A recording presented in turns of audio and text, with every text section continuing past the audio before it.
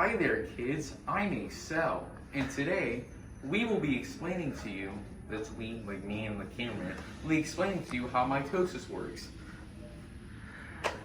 So to prepare for mitosis, there's a phase called interphase, where the cell grows and creates DNA. To show cell growth, we have a PB&J sandwich, and our cell here is going to eat it. Tasty. And our cell performs DNA synthesis, which is where the cell makes more DNA to prepare to make another cell. Let's just say right here, this sandwich bag is my one set of DNA. And when DNA synthesis, that just means you're making another copy of DNA. So basically, this is a new set of DNA made. So now I have two sets of DNA ready to be made into another cell. For cell 1 and cell 2. And now for our second step or technically the first step of mitosis, is what we call prophase. During prophase, the chromosomes of the cell become visible.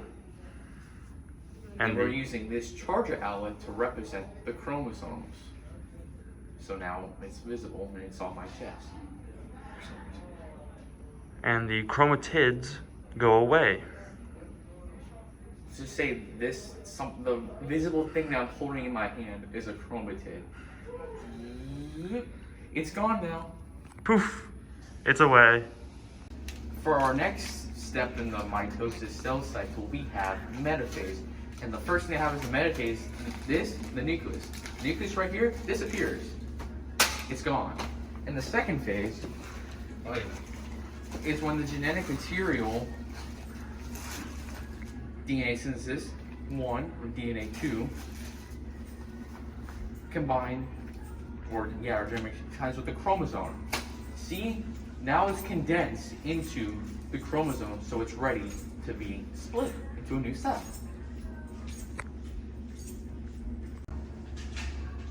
This is anaphase, where the chromosomes will start to pull apart to make the two new cells.